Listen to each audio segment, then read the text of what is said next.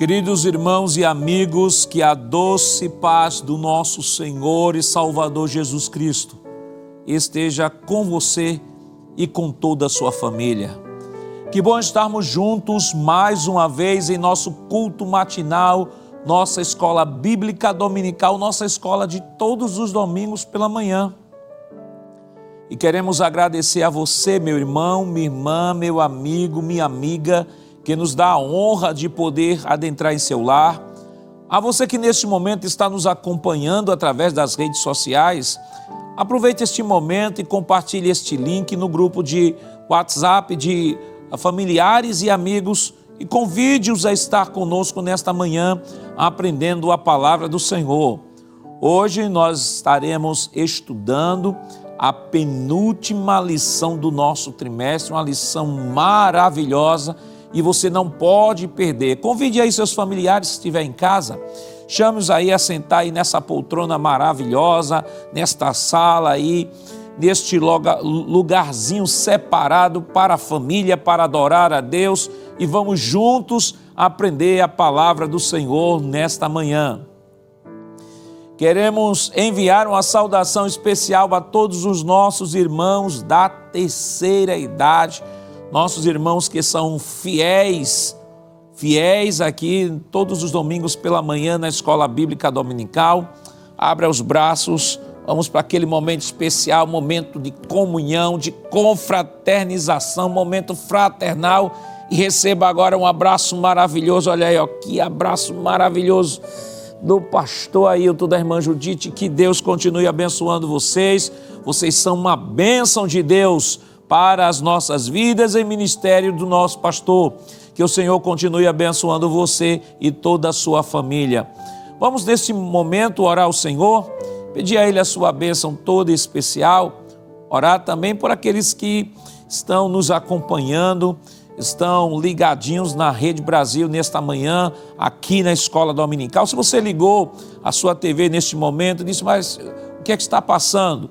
Estamos neste momento na Escola Bíblica Dominical, a maior escola bíblico-teológica do mundo, e aqui você aprenderá a palavra do Senhor, e hoje estudando a penúltima lição de nosso trimestre. Vamos orar ao Senhor neste momento, pedir a Ele a sua bênção toda especial. Oremos.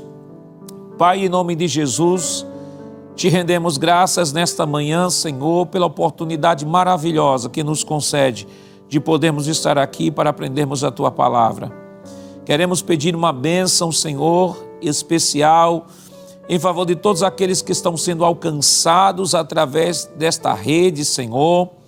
Ó Senhor, abençoa todos os Teus filhos, Senhor, que neste momento, ó Pai, estão diante, ó Pai, deste aparelho de TV ou deste tablet, deste celular, e que estão, Senhor, precisando de um socorro Teu, ó Deus. Neste momento, que o Teu Santo Espírito os visite e transmita, Senhor, aos seus corações, neste momento, a Tua palavra. Queremos pedir uma bênção, Senhor, sobre o nosso pastor presidente, pastor Ailton. Continue abençoando o Teu filho, dando força, saúde, graça, toda a diretoria da igreja, Senhor, a todos quantos, Senhor, estão sendo alcançados, ó Deus. Nos ajuda nesta manhã, fica conosco, em nome de Jesus nós pedimos hoje para todos sempre. Amém. Queridos irmãos, vamos neste momento adorar ao Senhor com os cânticos congregacionais. Não perca a oportunidade de adorar ao Senhor nesta manhã e louve-o com toda a alegria do seu coração, que não há nada melhor do que começar no primeiro dia da semana, que é o dia do Senhor, louvando ao Senhor que é digno de toda a honra, glória, louvor e adoração. Vamos convidar neste momento o presbítero Jailson Aguiar. Ele irá aqui entoar os cânticos congregacionais. E não se preocupe se você não tiver uma harpa cristã aí próximo de você. Nós estaremos dispondo o hino aqui em tela para que você possa nos acompanhar e louvarmos juntos nesse grande e lindo coral para a glória de Deus.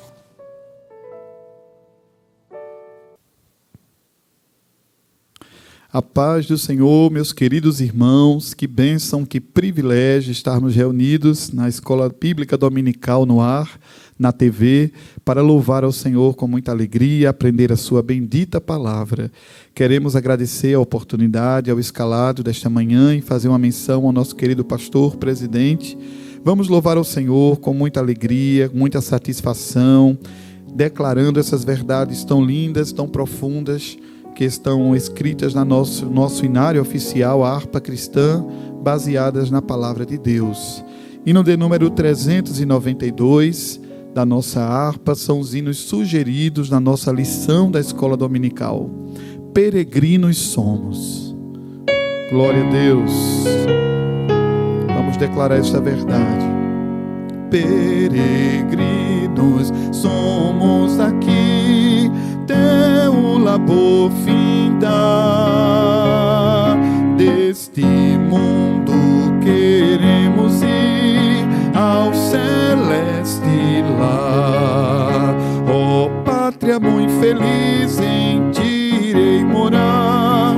Eu irei morar, eu irei morar. Jerusalém, ó meu país e meu querido lar. Jerusalém, ó meu país e meu querido lar. Minha grande consolação é sempre em ti morar. Ó querida bela Sião, meu eterno lar. Ó pátria muito feliz, em ti irei morar. Eu irei morar, eu irei morar. Jerusalém, ó meu país e meu querido lar. Jerusalém, ó meu país e meu querido lar. Como o povo de Abraão, sempre a viajar para a terra da promissão, santo e doce lar. Ó pátria muito feliz, em ti irei morar. Eu irei morar, eu irei morar. Jerusalém, ó meu país e meu querido lar. Jerusalém, ó meu país e meu querido lar. Ó Senhor, queremos vencer e de te alcançar gozo, paz, eterno prazer no bendito lar.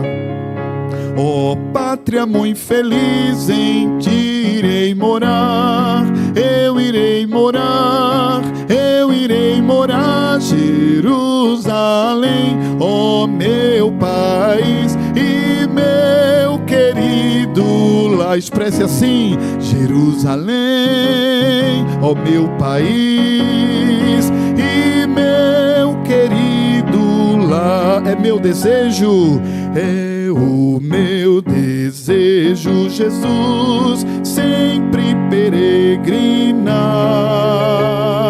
dirigido por tua luz, até que chegue ao lar. Última vez. Ó pátria muito feliz, em ti irei morar.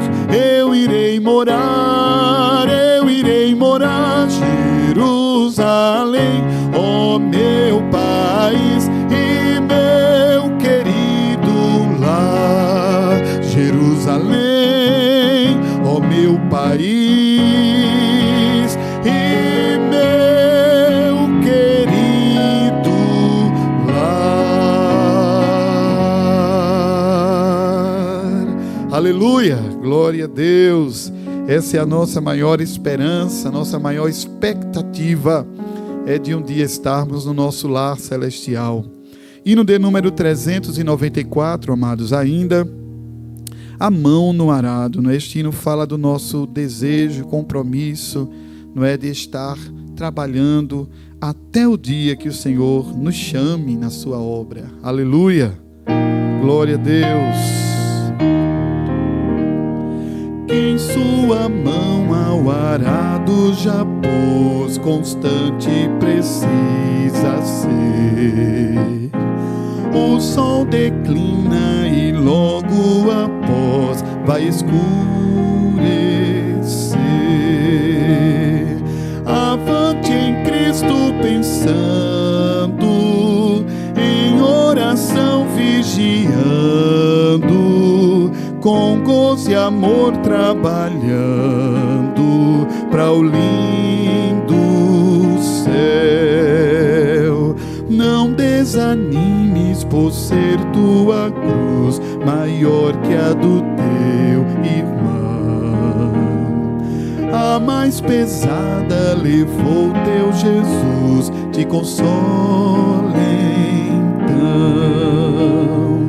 A tua cruz vai levando, como Jesus perdoando, alegremente andando para o lindo céu.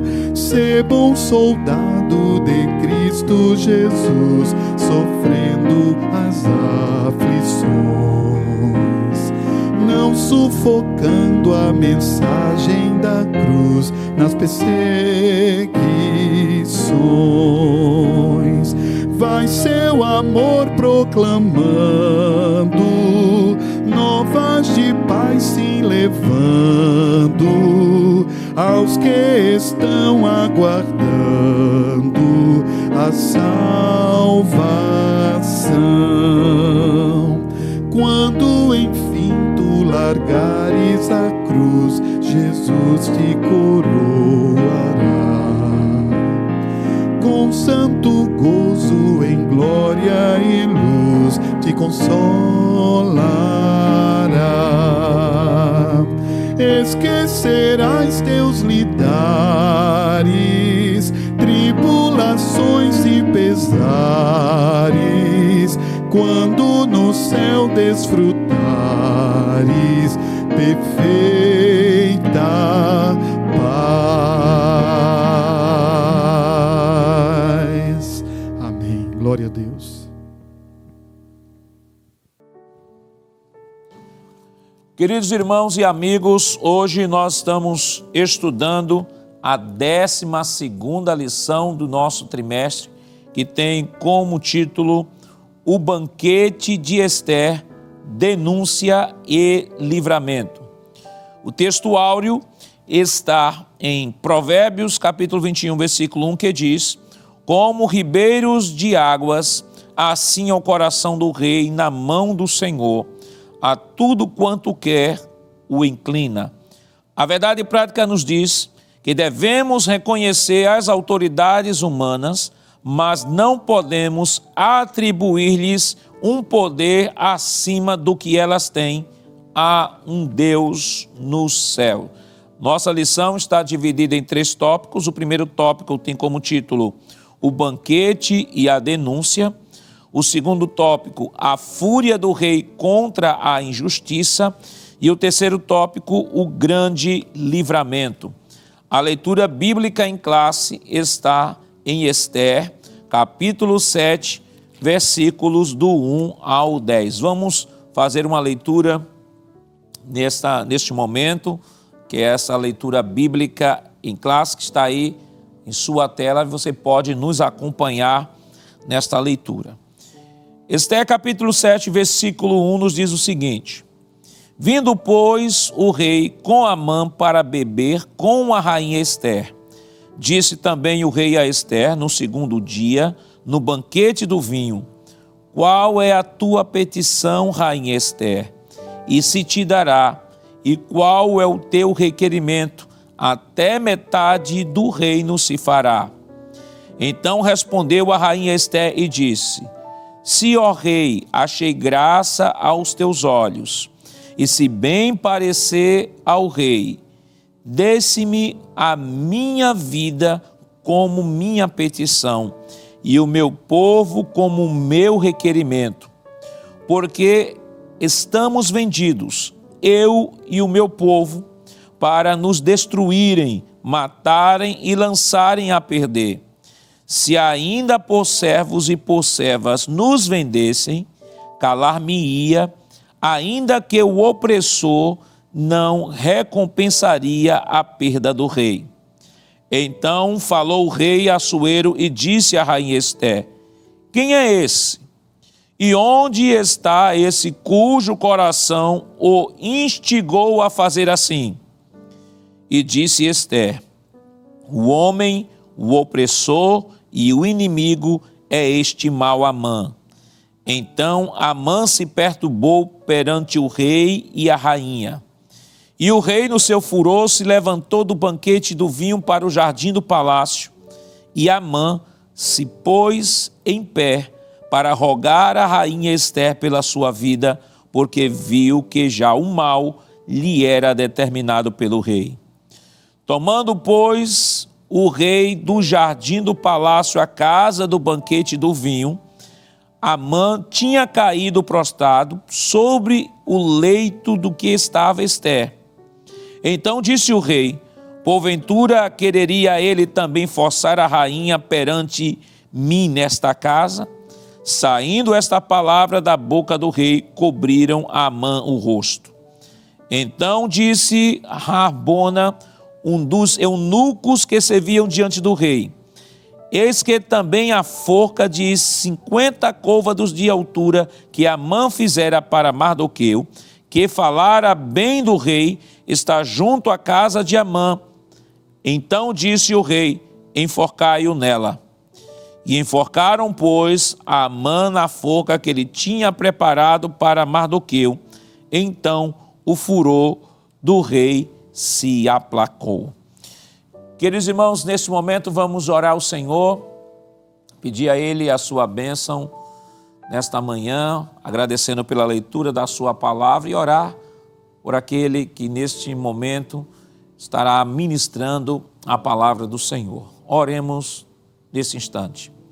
Pai, em nome de Jesus, te rendemos graças pela leitura da tua palavra, Senhor, por esta lição tão maravilhosa que hás de compartilhar aos nossos corações.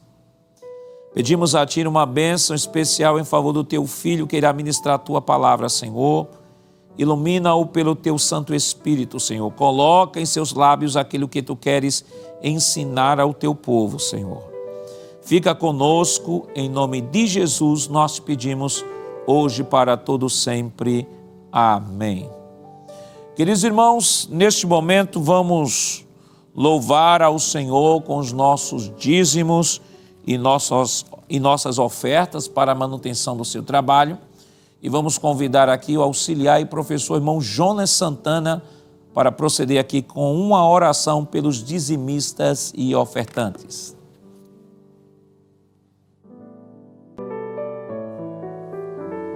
Querido irmão em Cristo Jesus, queremos saudar todos com a paz do Senhor e falar da nossa alegria, da nossa satisfação de nesse domingo de manhã estarmos aqui na casa de Deus para participar dessa escola bíblica dominical.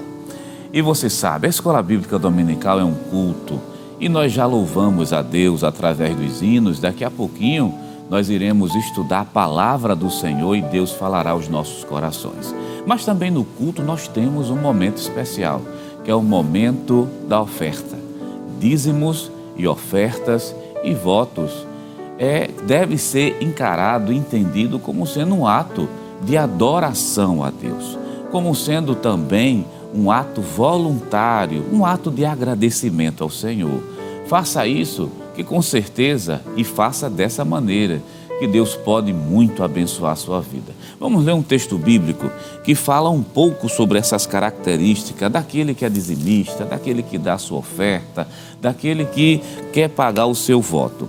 Lá no livro de Gênesis, capítulo 28, do versículo 18 até o versículo de número 22. Mas para a gente ganhar tempo, vamos ler o versículo 21 e 22, que diz assim: e eu em paz tornar a casa do meu pai, o Senhor será o meu Deus. Versículo 22 diz o seguinte: e esta pedra que tenho posto por coluna será a casa de Deus, e de tudo quanto me deres, certamente te darei o dízimo. Então é bíblico, desde o Antigo Testamento, passando pelo Novo Testamento, dízimos e ofertas e pagamento de votos é bíblico, é um princípio das Escrituras Sagradas. Então faça isso, meu querido, mas faça como ato voluntário, faça como ato de adoração a Deus, de acordo com aquilo que o seu coração pretende dar. E, meu amado irmão, a Igreja Evangélica Assembleia de Deus aqui no estado de Pernambuco, pensando em você que está em outro país, em outro estado, naquele irmão que não tem muitas vezes a possibilidade de estar frequentemente no culto, mas quer adorar a Deus também através de seus dízimos e de suas ofertas. Então a igreja, pensando em você, vem disponibilizando esse canal que agora aparece aí na tela. Você pode apontar a câmera do seu celular para o QR Code e você será redirecionado justamente a uma das contas da igreja, a Caixa Econômica Bradesco e o Banco do Brasil. Todo depósito deve ser feito em nome da Igreja Evangélica Assembleia de Deus em Pernambuco. Você está vendo aqui ao meu lado as contas e você está vendo também o Pix, que o Pix nada mais é do que o CNPJ da igreja.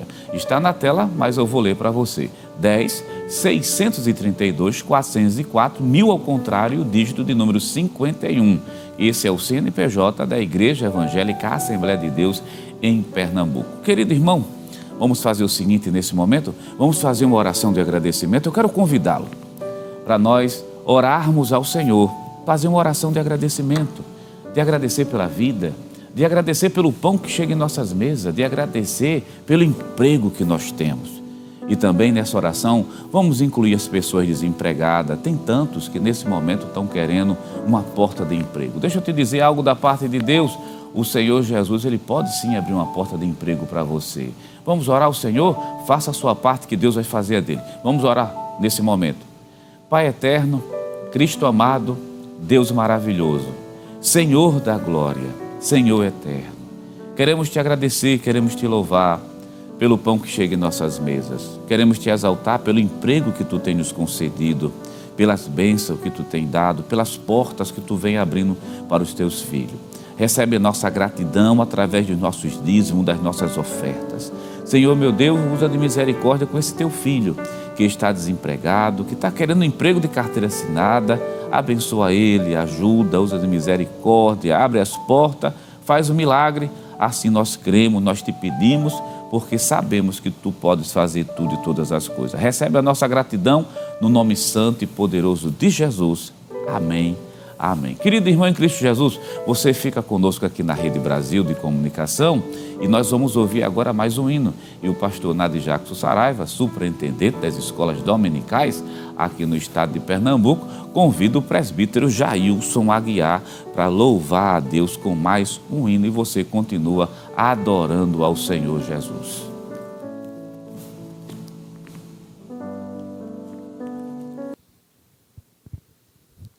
Amém, meus amados. Hino de número 398, perto do meu Redentor. Vamos expressar o nosso desejo de estar mais perto do Senhor.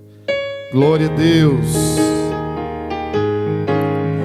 Desejo estar em um lugar muito perto do meu Redentor.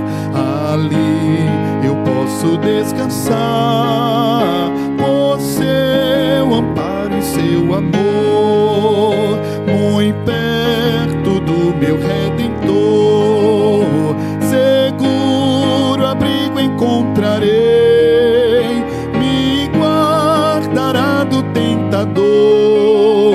Assim eu nada temerei, ninguém me poderá tirar a paz que flui o coração. Jesus bondoso vai me dar a mais segura proteção. Muito perto do meu Redentor, seguro abrigo encontrarei, me guardará do do tentador.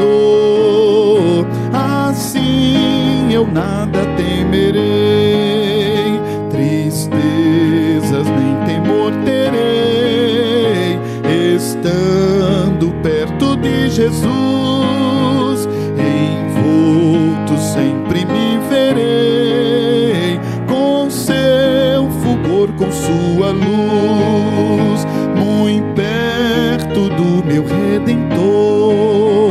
Seguro abrigo encontrarei, me guardará do tentador. Assim eu nada temerei.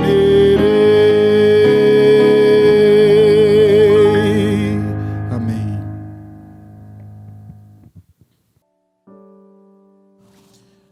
Queridos irmãos, neste momento é o momento especial do nosso culto, né? O momento da exposição da palavra do Senhor. E é o momento em que você tem de pegar aí a sua revista, seu caderninho de anotações, sua caneta, sua Bíblia, porque aqui no Escola Bíblica Dominical, no ar, nós sempre trazemos informações a mais, além daquilo que está estabelecido na própria lição da escola. Então é um momento de crescimento, de aprendizado, de anotações, para que no pós-culto da escola dominical você possa ter o seu momento ali para revisar tudo quanto foi passado aqui nesta manhã. E tem sido escalado pelo nosso pastor presidente, o auxiliar e professor irmão Givanildo Hermano, e com ele já está a oportunidade.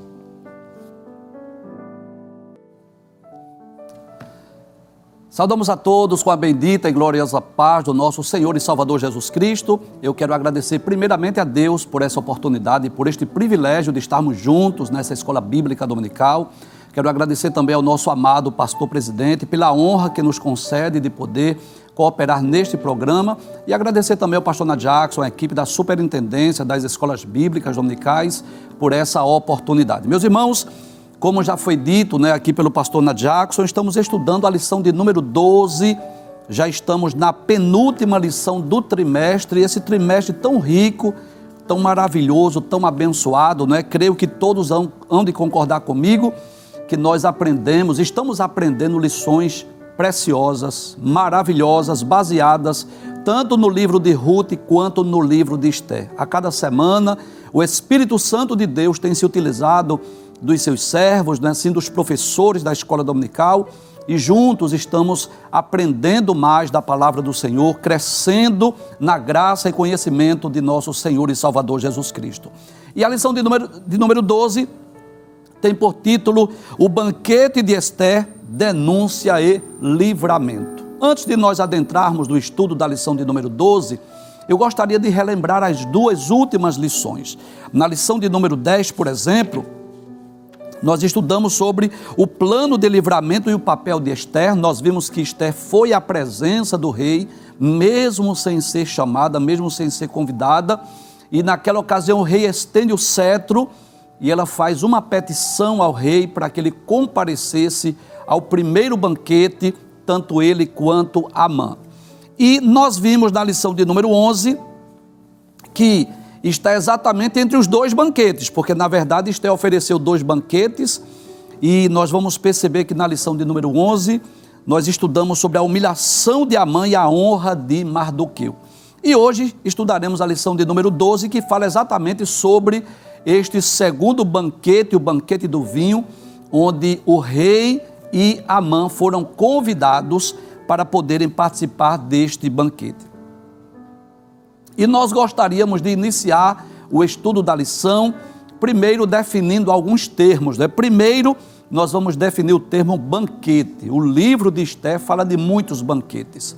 No primeiro capítulo tem um banquete oferecido pelo rei Assuero, também o banquete oferecido pela rainha Vasti, e posteriormente também estes 2 banquetes oferecidos pela rainha Esther. E o que é banquete? É uma comemoração festiva, é uma refeição comemorativa.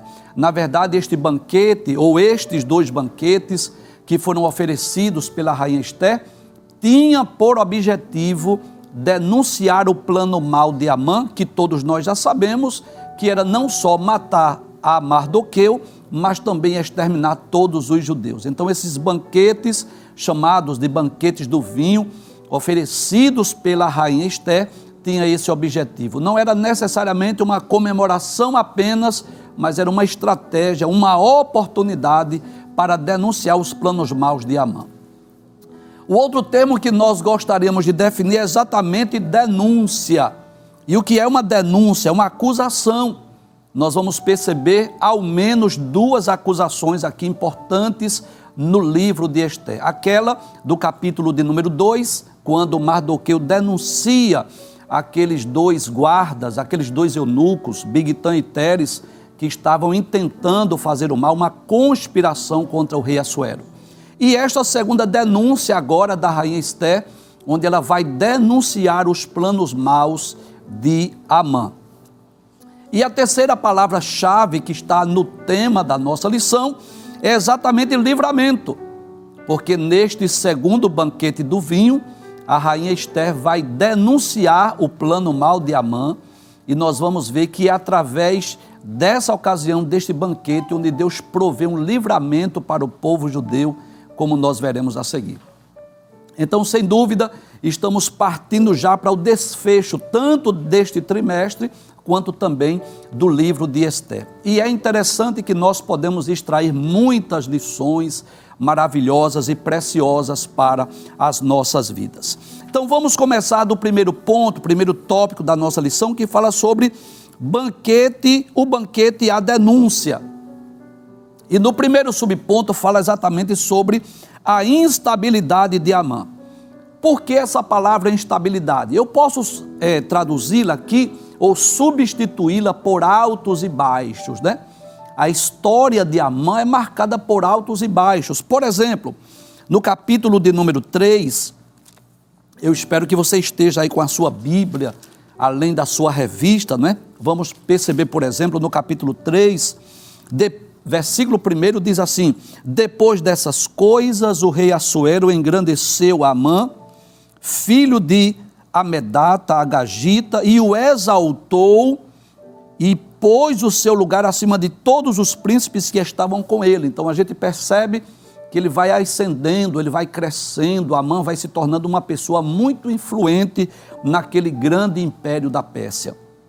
Mas perceba que Amã é o convidado de honra para participar daquele banquete da rainha Ester. Quando a rainha Ester comparece à presença do rei, que o rei estende o cetro e pergunta para ela qual era a sua petição, ela diz: olha, eu quero lhe convidar para um banquete, e ela convida o rei e também Amã, e Amã se sentiu ainda mais feliz, muito honrado. Nós vamos perceber isso no capítulo 5, no versículo de número 9, e também o versículo de número 12. Então ele se sentiu muito honrado em haver sido chamado pela rainha, onde haviam dois convidados especiais. O primeiro, o rei Assuero, e o segundo, Amã. Perceba, capítulo 5, versículo de número 9, diz assim: então saiu Amã naquele dia alegre e de bom ânimo, ou seja, depois que participou do primeiro banquete. Como ele estava? Feliz, alegre, regozijado, de bom ânimo. No versículo de número 12 diz: disse mais Amã, ele falando aqui para os seus amigos, para Zeres, sua esposa, ele diz: tampouco a rainha Ester a ninguém fez vir com o rei ao banquete que tinha preparado, senão a mim, e também para amanhã estou convidado por ela juntamente com o rei. Ou seja, muito feliz, muito alegre, muito regozijado, porque se sentiu muito honrado em participar daqueles dois banquetes oferecidos pela rainha Ester. Mas olha que coisa interessante.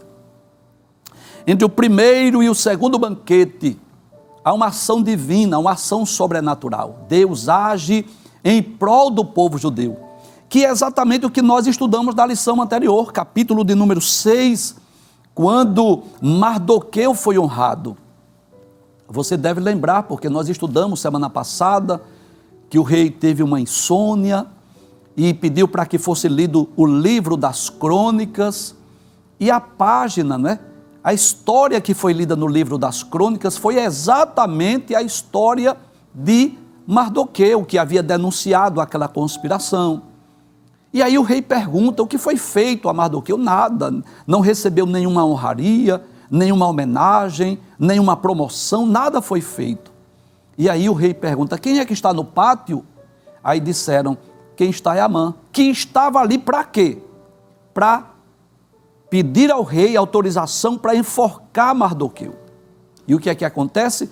O rei manda chamar Amã e pergunta para ele: o que se fará o homem cuja honra o rei se agrada? E aí ele deu as diretrizes, né, que colocasse ele com vestes reais, no cavalo real, o cavalo do rei, saísse alguém pelas ruas dizendo assim: assim se fará o homem cuja honra o rei se agrada. Só que Amã pensou que aquela honraria era para ele, na verdade era para Mardoqueu, e o rei disse: faze isso com Mardoqueu. E aquele homem que estava tão feliz, tão alegre, regozijado pelo fato de haver sido convidado para os 2 banquetes, passou por uma vergonha, uma decepção. Saiu pelas ruas da cidade dizendo: assim se fará o homem de cuja honra o rei se agrada. E é por isso que nesse primeiro ponto fala sobre essa instabilidade, os altos e baixos. Perceba, no capítulo de número 5, versículos 12 a 14, né? Mostra a euforia, a sua alegria em haver sido convidado para o 2º banquete, mas no versículo 13 diz: porém tudo isso não me satisfaz, eu não estou satisfeito, eu estou triste, enquanto vi o judeu Mardoqueu assentado à porta do rei. Então lhe disse Zeres, sua mulher, e todos os seus amigos: faça-se uma forca de 50 côvados de altura, e amanhã dize ao rei que enfoque nela Mardoqueu. E então entra alegre com o rei ao banquete.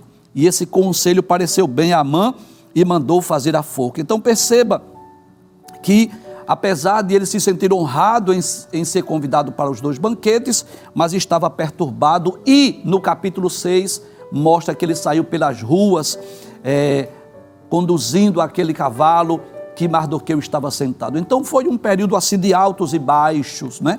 Deus estava agindo em prol de Mardoqueu, Deus estava agindo em prol do povo judeu, e Deus também estava agindo contra Amã, que havia intentado exterminar os judeus. E aí no capítulo de número 7 nós vamos perceber, né, que ocorre o 2º banquete do vinho. Olha que coisa interessante. Primeira ocasião, a rainha Esther vai à presença do rei sem ser convidada. E o rei pergunta: o que é que você quer? Olha, eu quero lhe convidar para um banquete. Aí convida o rei para o 1º banquete. Neste 2º banquete, ela convida o rei para um 3º banquete, esperando o momento oportuno. E esse banquete é conhecido, né, nas páginas da Bíblia como o banquete do vinho.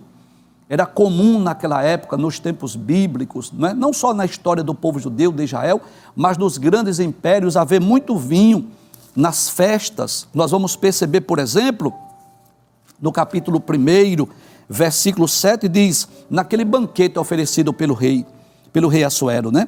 Capítulo 1, versículo 7, e dava-se de beber em vasos de ouro, e os vasos eram diferentes uns dos outros, e havia muito vinho real, segundo o estado do rei. E esses 2 banquetes que foram oferecidos pela rainha Esther também são chamados de banquetes do vinho. Capítulo 5 e o versículo de número 6 diz assim: então disse o rei: fazer apressar Amã que cumpra o mandado de Esther. Vindo, pois, o rei Amã ao banquete que Esther tinha preparado. Então nós vamos perceber aqui claramente que a rainha Esther havia preparado este banquete. E também no capítulo 7, versículo 2 diz: disse também o rei a Esther no 2º dia no banquete do vinho. Então era comum naquelas festas, naquelas comemorações, naquelas celebrações, a presença do vinho. E esses 2 banquetes de Esther são chamados também de banquete do vinho. E é interessante que, ao menos em 3 ocasiões, o rei Assuero pergunta a Esther: qual é a sua petição? O que é que você deseja? Ele chega a prometer, inclusive, que lhe daria até metade do reino. Perceba, no capítulo 5, versículo de número 3, diz assim: então o rei lhe disse: que é o que tens, rainha Esther? Ou qual é a tua petição? até metade do reino se te dará. Então, na primeira ocasião, o rei perguntou qual era a sua petição. Depois, no capítulo de número 5, versículo de número 6, que é exatamente no primeiro banquete do vinho, diz assim: disse o rei a Ester, no banquete do vinho, qual é a tua petição?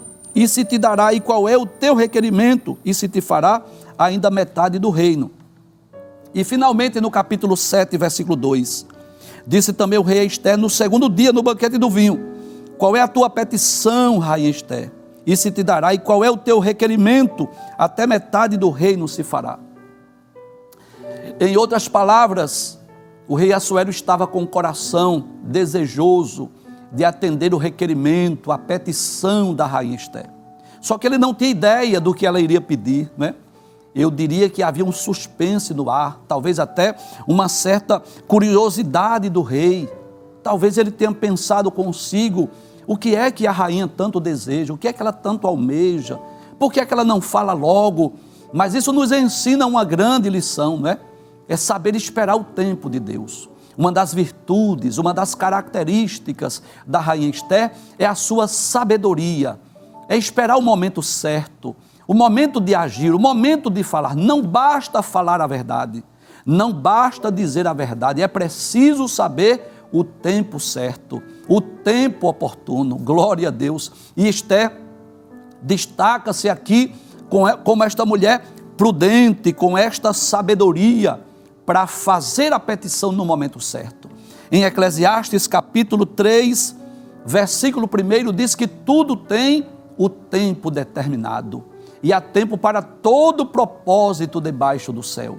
E assim nós entendemos que Deus estava guiando, dirigindo, direcionando a rainha Ester, para que ela fizesse a sua petição, detalhes, mas que ela fizesse no momento oportuno. E aí nós vamos para o tópico de número 2, que fala exatamente sobre a fúria do rei contra a injustiça. Antes de comentarmos esse tópico, nós vamos voltar um pouco na história. Você sabe que aquela fúria de Amã por Mardoqueu, pelo fato de Mardoqueu não se curvar diante dele, fez com que ele desejasse não só matar Mardoqueu, como havia preparado uma forca de 50 côvados, né? Mais ou menos 22 metros, mas também ele fez com que o rei assinasse um decreto para que todos os judeus fossem mortos. Você sabe disso, você já estudou isso em lições anteriores.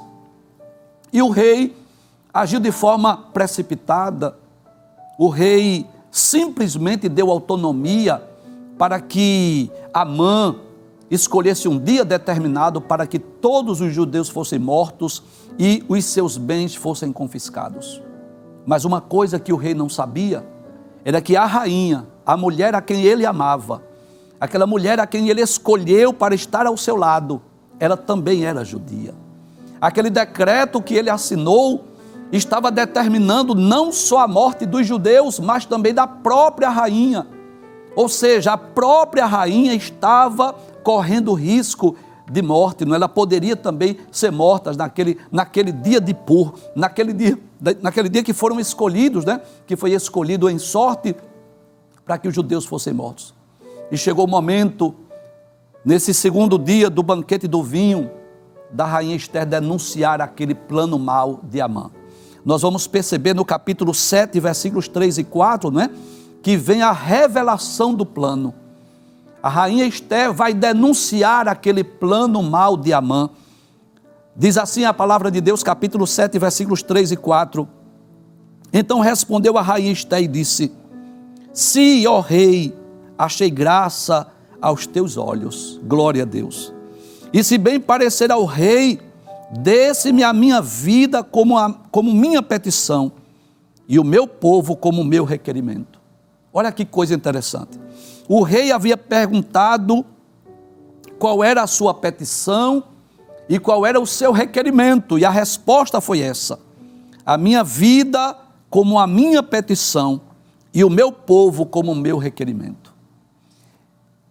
E aqui nós aprendemos sobre outra virtude de Ester. Ela não foi apenas uma mulher sábia, que soube esperar o momento certo para agir, mas ela também é uma mulher altruísta. Você sabe o que é uma pessoa altruísta? É uma pessoa que não é egoísta, é uma pessoa que não pensa só em si, é uma pessoa que pensa no bem de outrem. Ela foi ao rei fazer a denúncia e também fazer uma petição, mas não apenas pela sua vida. Ela foi pedir em prol do seu povo. Nós encontramos vários exemplos de altruísmo na Bíblia Sagrada. Um outro exemplo de altruísmo é o exemplo de Neemias. Neemias era alguém altruísta que pensava no bem-estar do próximo. Você lembra disso?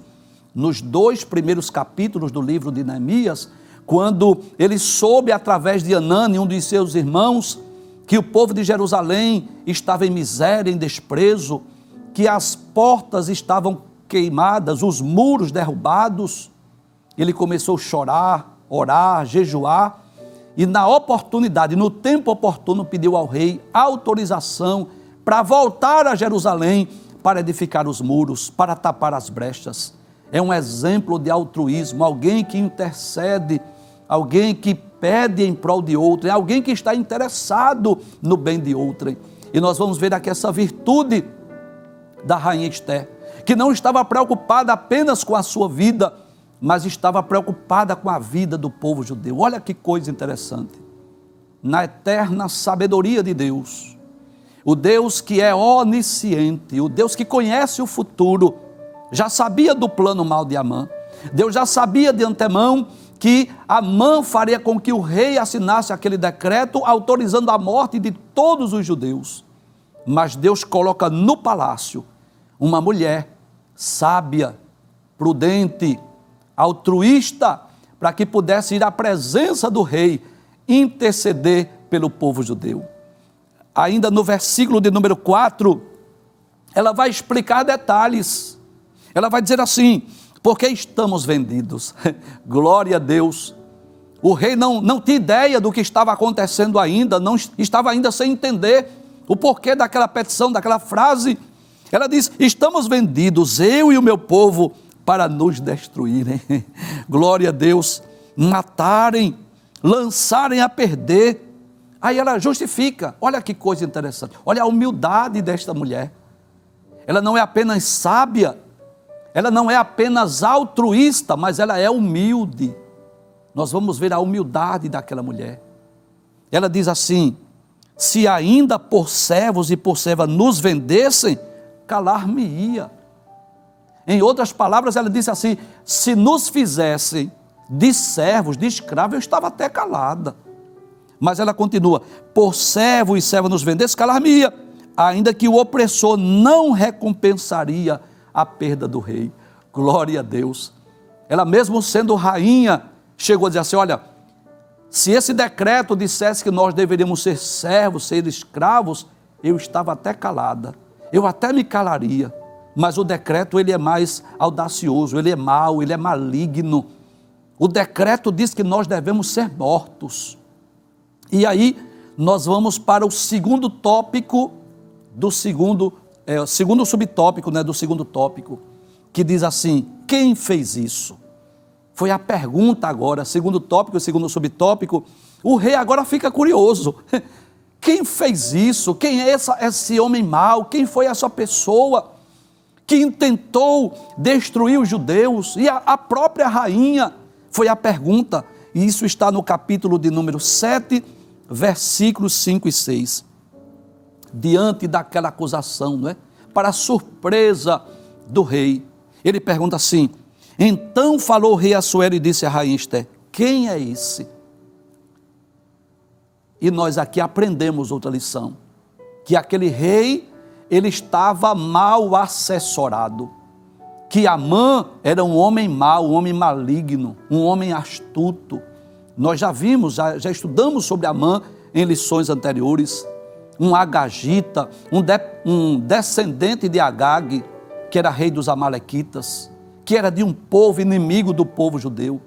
Este homem era tão mau, que o fato de Mardoqueu não se curvar sobre ele, diante dele, ele intentou matar todos os judeus. Veja o plano astuto aí. E o rei pergunta: quem é esse? Quem é essa pessoa que está interessada em matar, em destruir os judeus. O texto continua dizendo, no capítulo de número 7, versículos 5 e 6, quem é esse?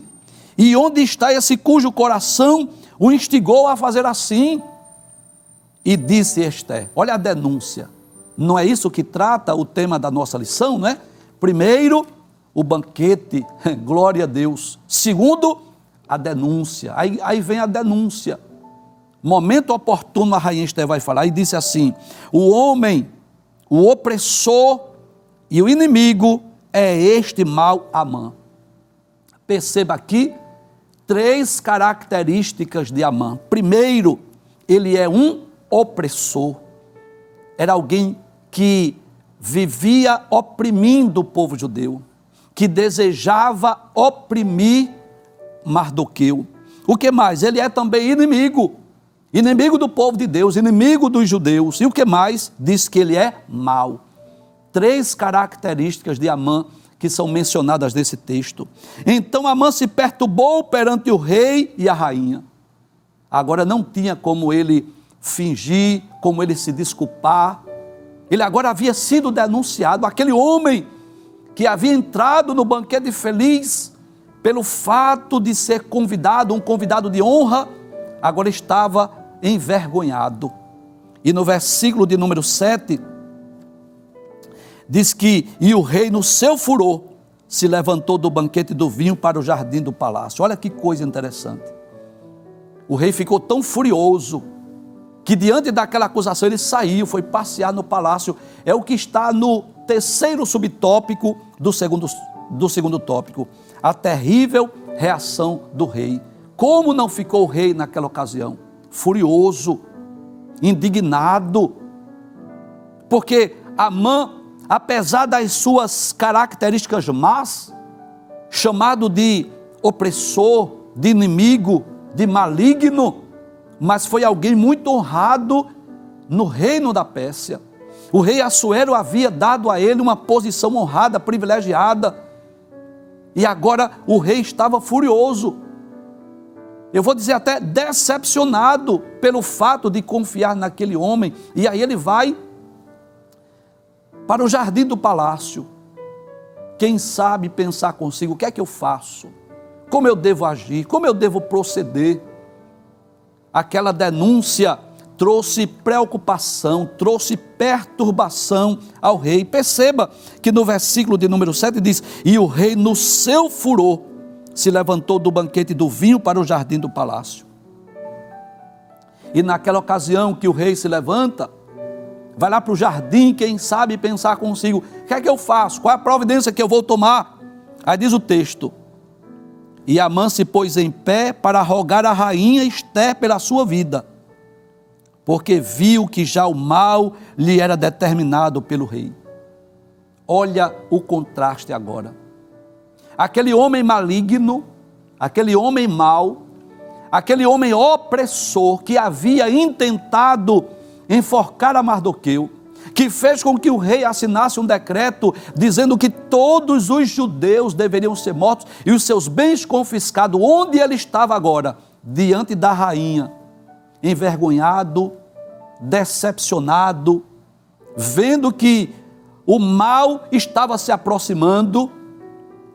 Aí diz assim o texto, né? Amã se pôs em pé para rogar a rainha. Ele vai rogar, ele vai pedir agora, ele vai pedir pela sua própria vida.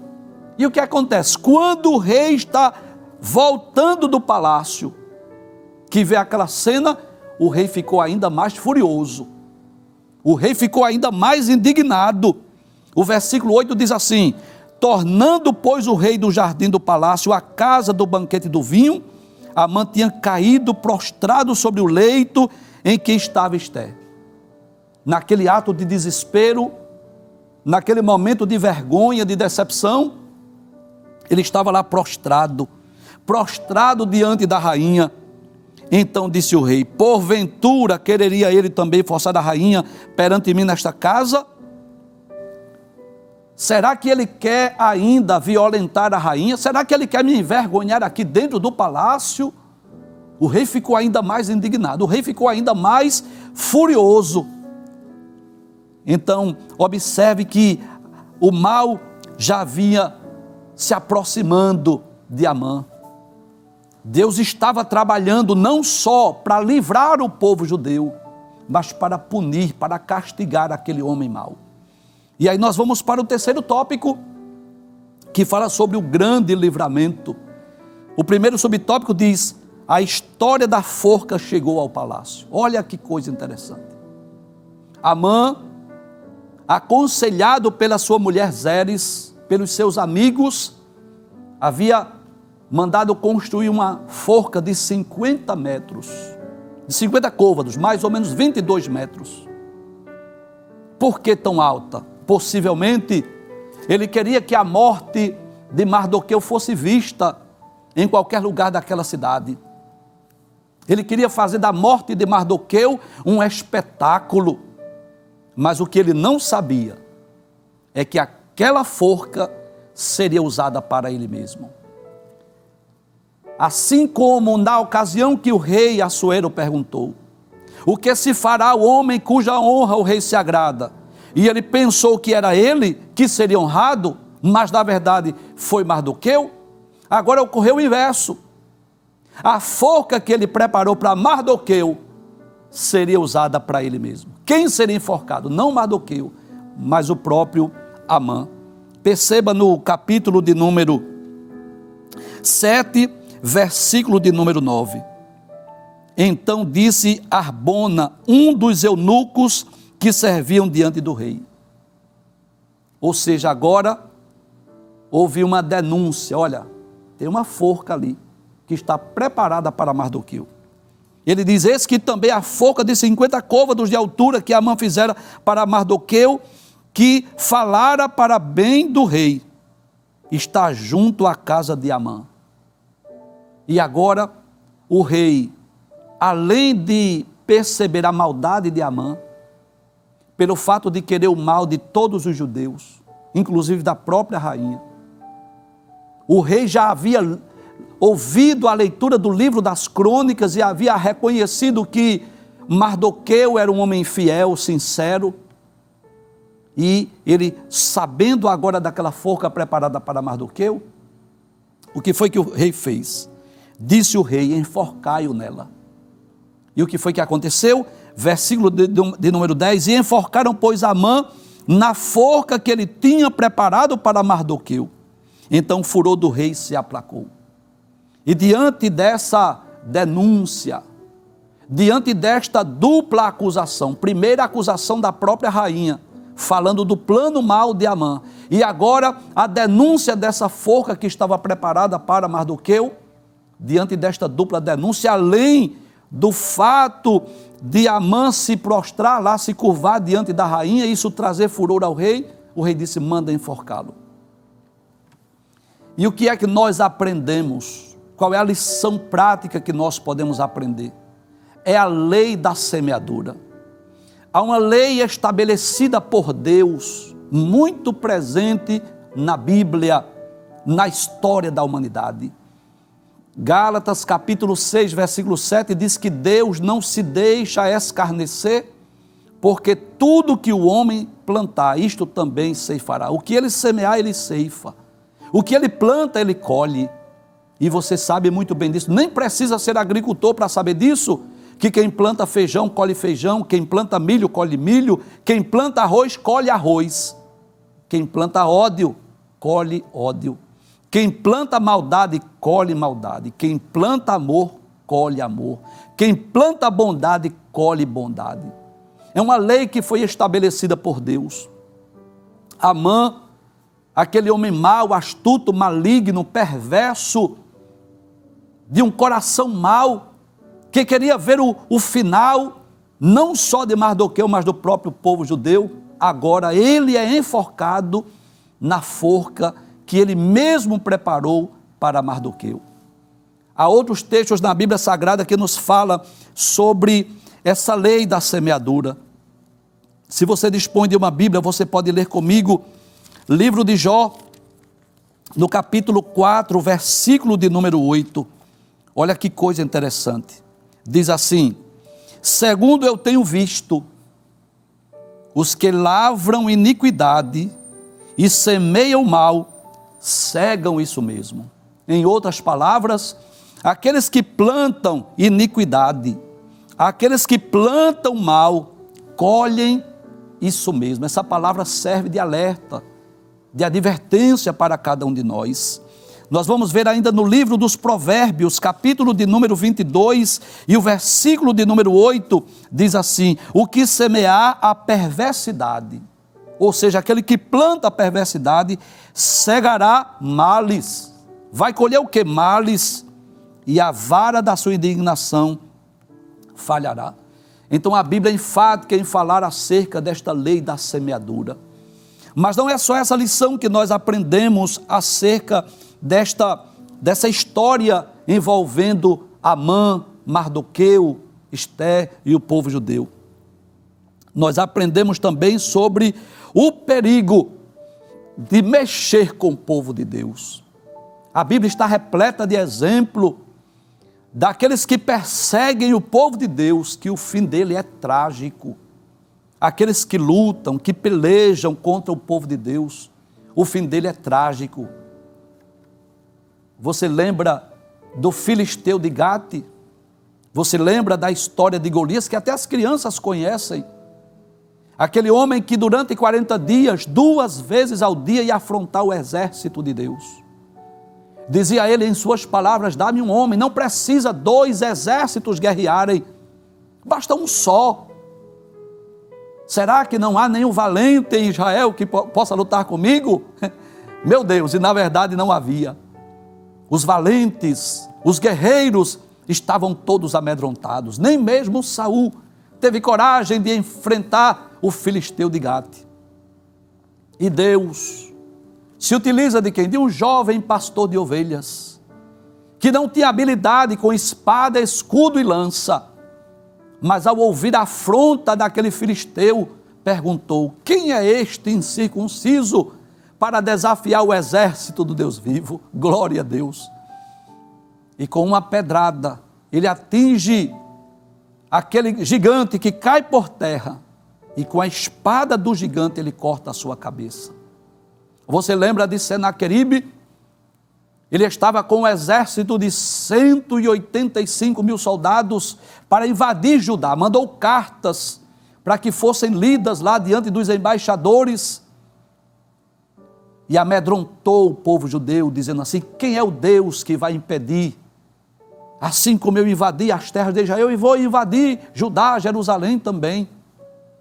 E Deus mandou um anjo.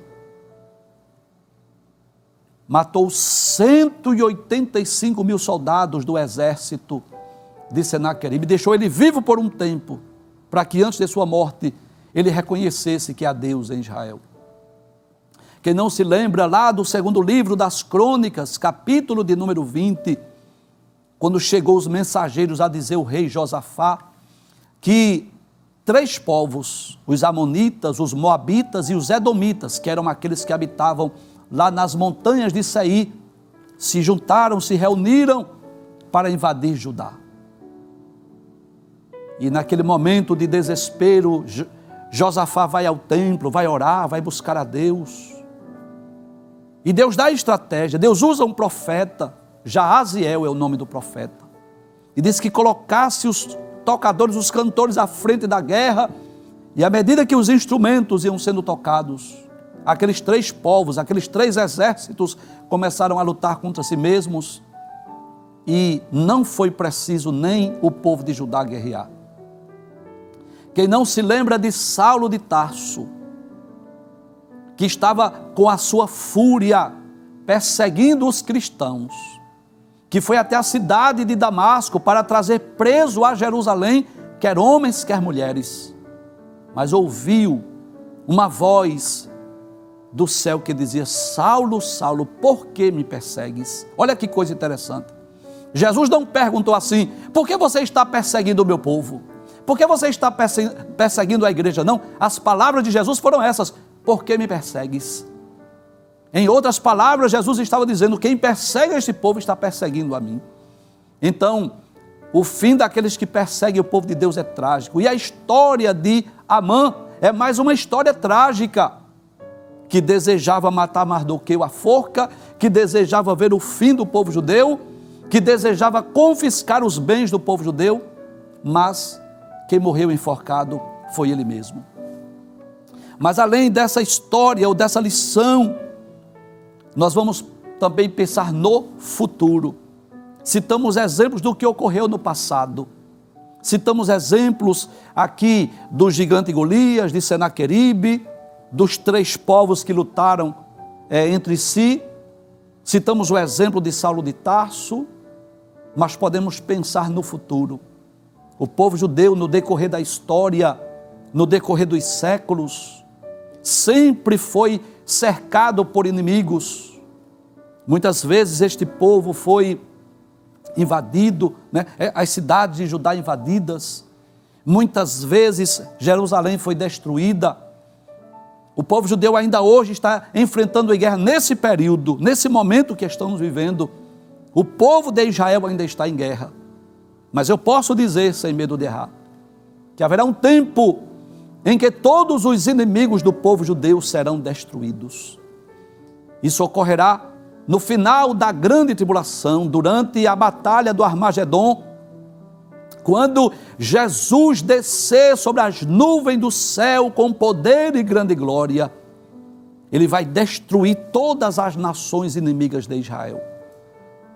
Então eu posso dizer que há um tempo determinado para Deus agir. Por um tempo Deus permite que o decreto seja assinado, Deus permite até que a forca seja preparada, mas há um tempo para Deus agir. E assim como houve um tempo para Deus agir na vida de Amã, haverá um tempo também que Deus agirá contra todos os povos, contra todas as nações que pelejam contra Israel. Posso dizer sem medo de errar, que há 2 povos indestrutíveis na Bíblia. O primeiro povo é o povo judeu, é a nação de Israel, que muitas vezes esse povo quase que foi exterminado. Quem não se lembra da Segunda Guerra Mundial, nos dias de Hitler, onde 6 milhões de judeus foram mortos.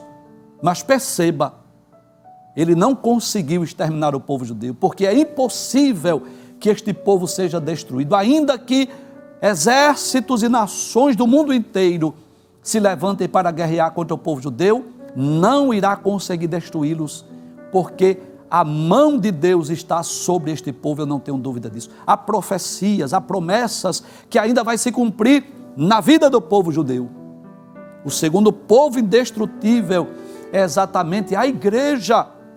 Eu costumo dizer que a igreja é o único exército no mundo que é vitorioso, ou vitoriosa, né? Vitorioso se falar de exército, ou vitoriosa se falar de igreja, antes mesmo da sua fundação, onde Jesus disse que as portas do inferno não prevaleceriam contra a igreja.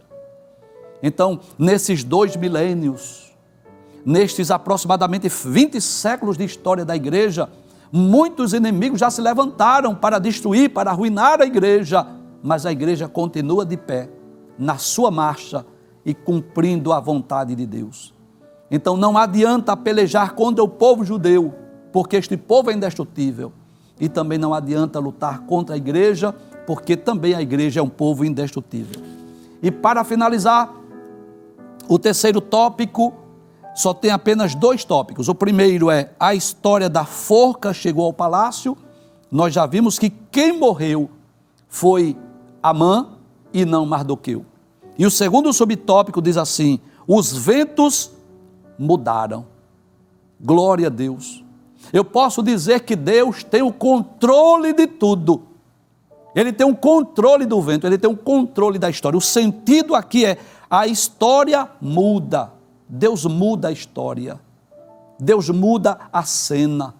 E eu quero ler um texto que está lá em Daniel, no capítulo de número 2, versículos 19 a 21.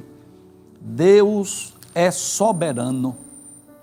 Deus intervém na história dos homens. Muitas vezes Deus age em favor do seu povo. Observe o que diz Daniel capítulo 2, versículos 19 a 21, na ocasião que Daniel estava orando com os seus amigos, para Deus revelar o sonho de Nabucodonosor e dar a sua interpretação. Aí quando Daniel recebeu a revelação, foi revelado o segredo a Daniel, numa visão de noite, Daniel louvou o Deus do céu.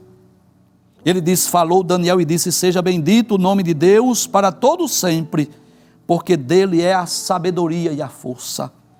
Ele muda os tempos e as horas, ele remove os reis e estabelece os reis, ele dá sabedoria aos sábios e ciência aos inteligentes, ele revela o profundo e o escondido, conhece o que estava em trevas e com ele mora a luz. Esse subtópico que fala sobre os ventos mudam, fala Deus intervindo na história dos homens, Deus agindo em favor do seu povo. Quantas vezes na história bíblica, nos tempos bíblicos, os ventos não mudaram, a história não mudou, nós poderíamos citar aqui vários exemplos. Deus agindo em favor do seu povo. Você lembra da travessia do Mar Vermelho, que o povo de Israel pensou, estamos acabados, estamos destruídos. Diante de nós está o Mar Vermelho e atrás de nós vem Faraó com o seu exército. Parecia o fim de tudo. Parece que não tem saída. Parece que não há solução. Mas Deus diz a Moisés, diga ao povo que marche. Deus diz a Moisés, estende a tua vara, e quando Moisés estende, o mar se abre, e eles passaram a pés enxutos. Detalhes. E quando Faraó e o seu exército vai entrar no caminho que Deus abriu para o seu povo, o mar se fecha e o exército de Faraó é destruído. Deus muda o curso da história. Quantas vezes o povo de Deus não esteve assim, diante de problemas insolúveis, que pensaram é o nosso fim, não há mais como vencer, mas Deus muda a história. A história de Ester, a história do judeu Mardoqueu, ela foi registrada na Bíblia para que nós possamos confiar em Deus. Eu não sei, meu irmão, minha irmã, como está a sua vida hoje. Talvez na sua frente, diante de você, você esteja também como o judeu Mardoqueu, talvez você esteja como a rainha Ester. Havia um decreto assinado, havia uma forca preparada, mas Deus muda a história. Deus age em favor do seu povo, e eu posso dizer sem medo de errar que Deus é o mesmo. Deus não mudou, Deus continua intervindo, Deus continua agindo na história dos homens. Que nós possamos aprender sobre esta importante lição desse capítulo 7 do livro de Ester.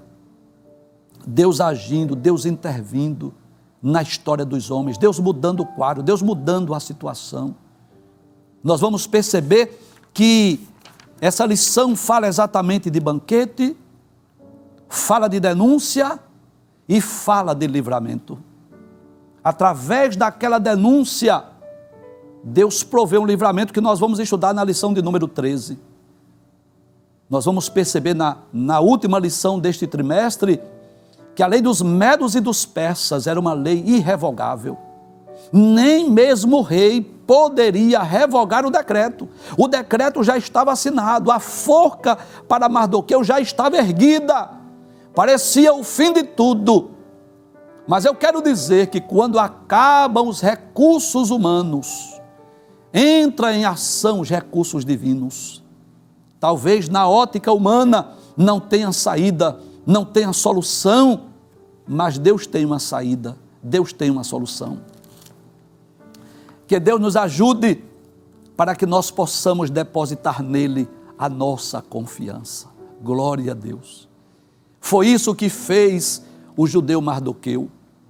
Ao saber que o decreto estava assinado, e onde aquele decreto chegava, trazia medo, vergonha, tristeza para o povo judeu. Mas o que é que ele faz? Ele vai até a rainha Ester. E ali eles se reúnem no propósito, vamos jejuar. Coloque o povo judeu para jejuar. Eu e minhas moças, nós vamos jejuar aqui. E aquele jejum significa dizer assim, nós vamos recorrer a uma instância superior. Como diz na segunda carta de Paulo aos Coríntios, capítulo 10, e o versículo de número 4. As armas da nossa milícia não são carnais, e sim poderosas em Deus para a destruição das fortalezas. E eles vão jejuar, e Deus dá a estratégia, Deus dá sabedoria. Embora que o nome de Deus não esteja presente nesse livro, mas inevitavelmente o seu dedo está, como disse Matthew Henry, a ação divina está ali. E com muita prudência, muita sabedoria, a rainha comparece ao rei, sem ser chamada. O rei estende o cetro. O que é que você quer? Eu quero lhe convidar para um banquete. O rei vai para o banquete do vinho, chega lá, o que é que você quer? Eu quero lhe convidar para o segundo banquete. E neste segundo banquete, era o tempo de Deus, o tempo oportuno. Ela denuncia o maligno, astuto Amã, é denunciado, é revelado quem ele é, o seu caráter. Além disso, a forca que estava preparada para Mardoqueu também foi denunciada. E como termina a história do livro de Esther? De uma forma belíssima e maravilhosa. Aquele banquete não foi só um banquete da denúncia, mas o banquete que abriu as portas para o grande livramento. E assim como Deus livrou o povo judeu no passado, eu não tenho dúvidas que Ele continua livrando o seu povo. Que possamos depositar em Deus a nossa fé, a nossa confiança, como fez o judeu Mardoqueu, como fez a rainha Esther, porque como diz Isaías capítulo 64 e o versículo 4, Deus trabalha para aqueles que nele esperam. Deus abençoe a todos, eu agradeço a oportunidade em nome de Jesus.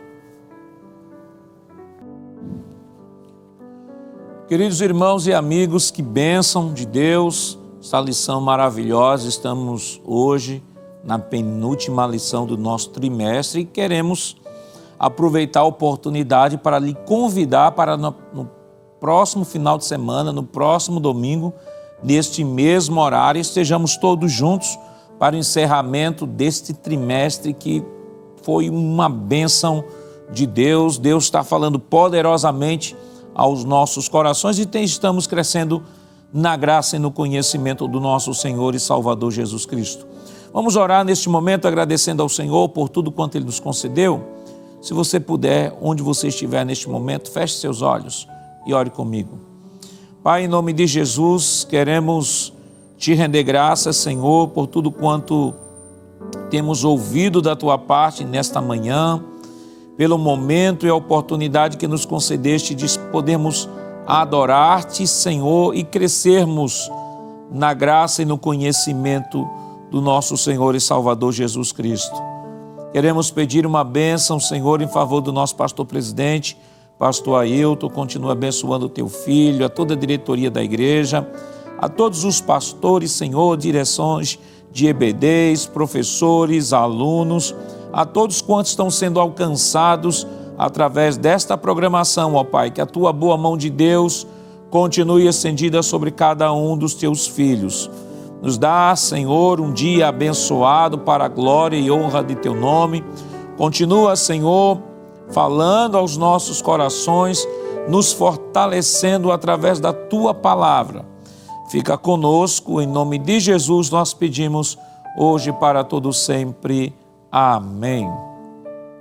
Queridos irmãos e amigos, Deus continue lhe abençoando e não esqueça, próximo domingo, neste mesmo horário, estaremos todos juntos para encerrarmos mais um trimestre para a glória de Deus. Estaremos aqui, claro, se o Senhor Jesus não voltar, pois se Ele voltar, estaremos na eternidade com Ele. E não desligue aí a sua TV, temos uma programação especial preparada para você e sua família, para a vossa edificação.